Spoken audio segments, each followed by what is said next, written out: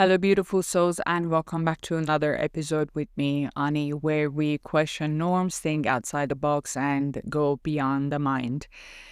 I'm really glad that you're here today because this episode touches something subtle and often misunderstood, something many people feel has happened to them but struggle to explain what it is. Today, we're talking about parallel timelines, identity shifts, and what people like to call quantum leap.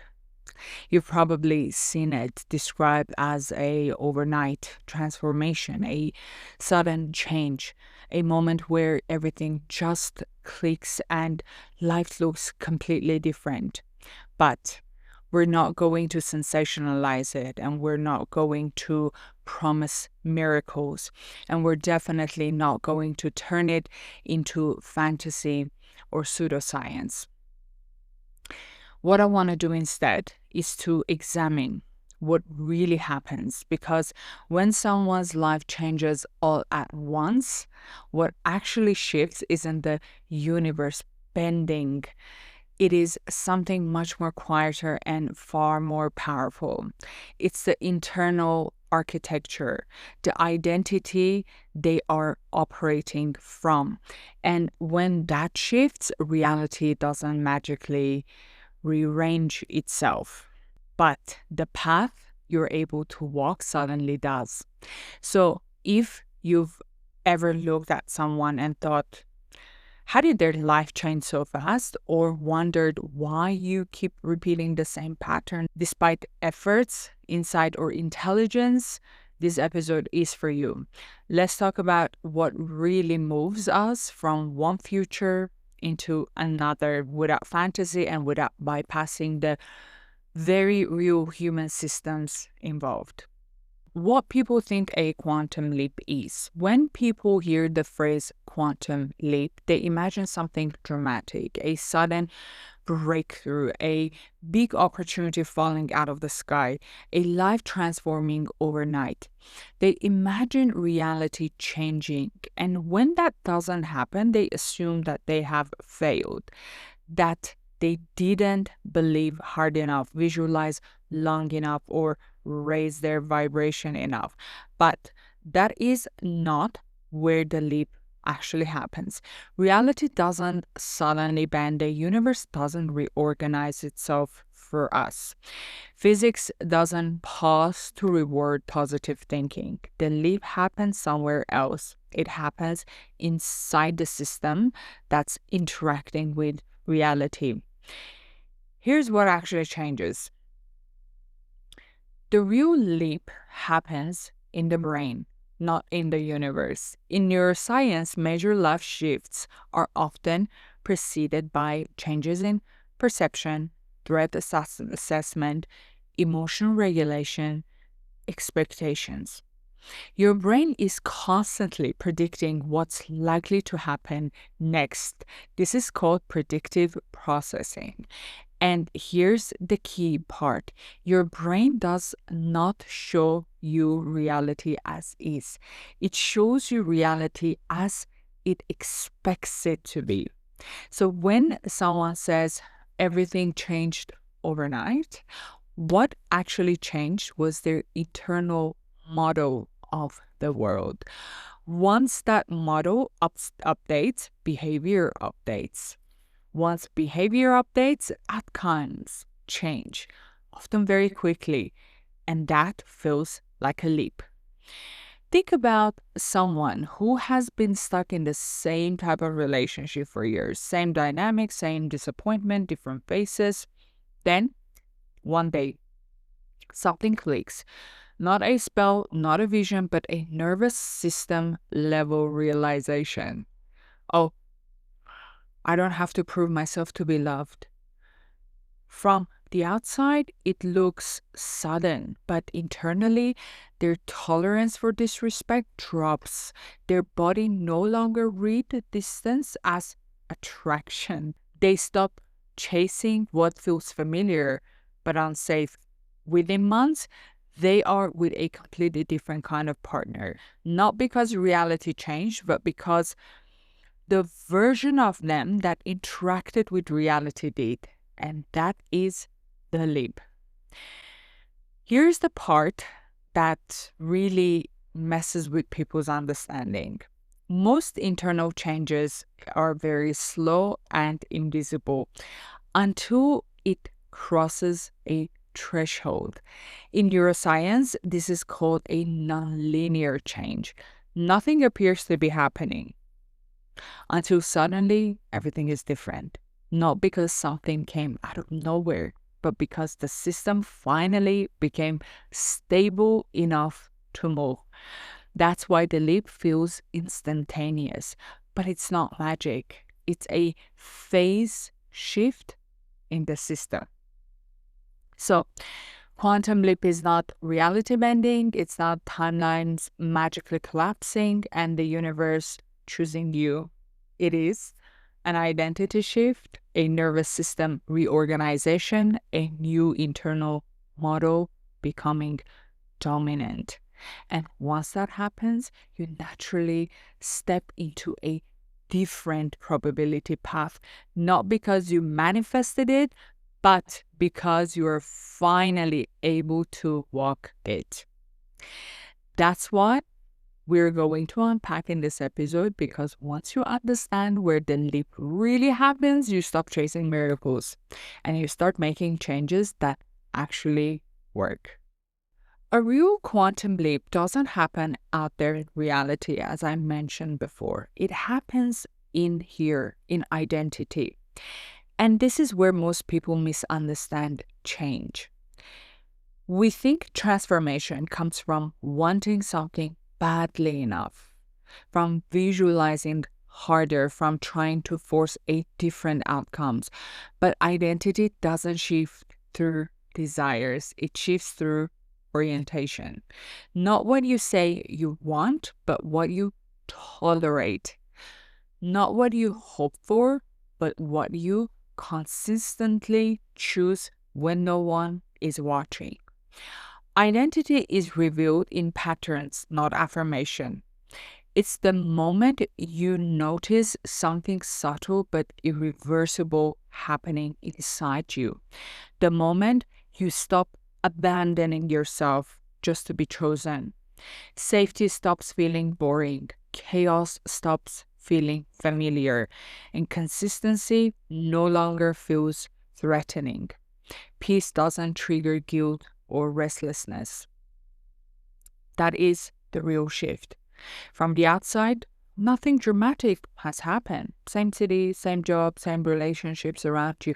But internally, your reference point has moved. And that matters more than an external event, because identity is the filter through which reality is experienced. Once identity shifts, behaviors follow automatically, not because you're trying harder, but because certain choices no longer feel aligned with who you are. You stop explaining, you stop chasing, you stop proving, you stop negotiating your own boundaries. And then something interesting happens. Reality begins to respond, not magically, but predictably. Different behavior changes how people respond to you. Different nervous system states changes what you notice and engage with different standards. Change what do you accept or walk away from. Same reality, different trajectory. That's the part people call a quantum leap. But it's not a leap through space or time. It is a reorganization of the self. And the world rearranges around that, not because it is enchanted, but because system responds to consistency. And once that internal shift happens, there's no going back, because you're no longer trying to become someone new. You have already arrived there eternally, and reality simply catches up. Now, let's talk about parallel timelines without mysticism. In physics, some theories suggest that reality contains many possible outcomes at once, not because we choose them, but because probability allows them. Now, here's an important part. Human beings don't move between universes, but psychologically, we do move between probability paths. The world already contains many possible futures. Not all of them are reachable from where you are. Each identity has access to a different range of outcomes. Someone living in a survival mode, let's say, has access to urgency, repetition, high intensity with low stability because their nervous system is optimized for threat, not continuity. Someone living in regulation has access to patience, consistency, long term growth because their system can tolerate stability, delay, and depth. Same world, same opportunities existing in the background, but different internal states, different timelines activated, not magically, but predictably. And now, why change feels sudden, but it really isn't? When people say everything changed so fast, what they're really describing is a delay catching up. The internal shift happened first. Identity reorganized quietly, long before reality responded. What changed wasn't luck, it was orientation. What changed was what you stayed for, what you walked away from, what you invested your energy into, what you stopped chasing. For someone else, it may look like a leap from outside, but internally, the nervous system had already moved from one probability range to another. And choices followed behavior, timing followed choices. Reality didn't just leap, you did. The external world simply aligned with the trajectory you had already chosen. Let's talk about trauma, because trauma traps people in low probability future, not because they are blocked, but because their nervous system keeps selecting what is familiar, even when that familiarity is painful. From a neurological perspective, trauma narrows predictions. The brain becomes less interested in what's possible and more invested in what is survivable. So it keeps choosing the same type of relationship, the same work dynamics, the same emotional intensity, the same cycles of hope and collapse, not consciously but automatically. For example, someone who grew up with emotional unpredictability may repeatedly choose partners who are exciting but unavailable, not because they want the pain, to be honest, but because that calm feels unfamiliar. Someone raised in a instability may sabotage steady opportunities, not because they lack discipline, but because consistency doesn't feel safe in their body.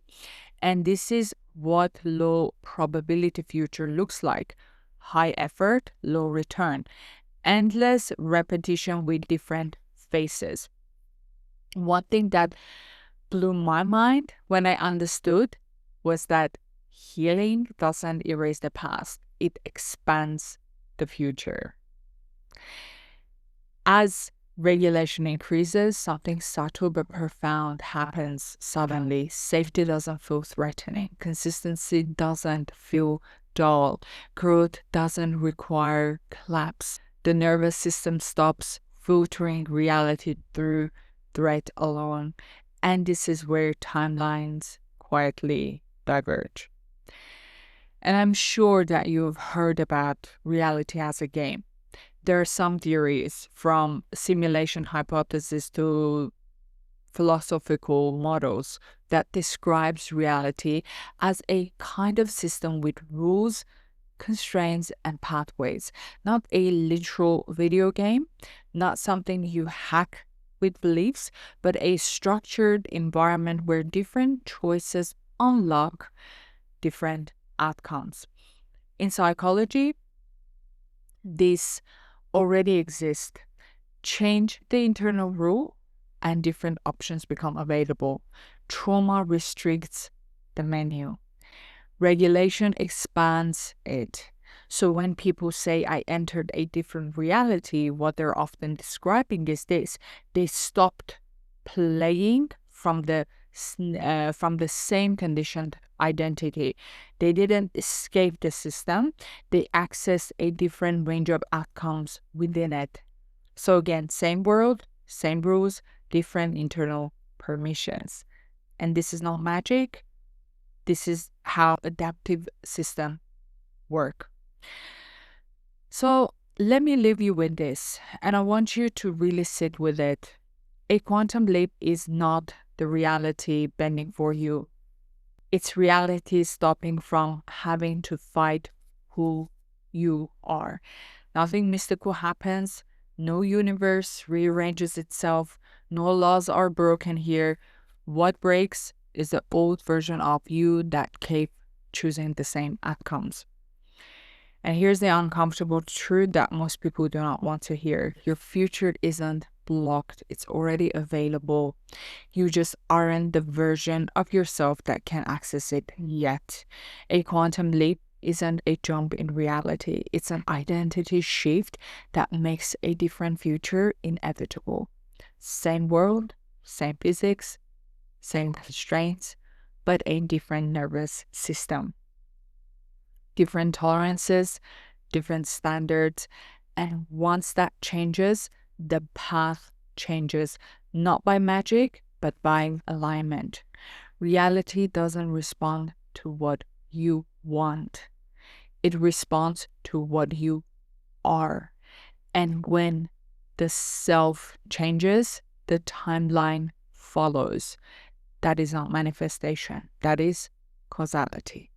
So, my lovely listeners, I want to thank you for staying until now and for lending me your ears. If something in this episode stayed with you, sit with it. And if you feel called, please like, share, and comment. It helps this message reach people who are done being soul delusions and are ready to understand how things actually work.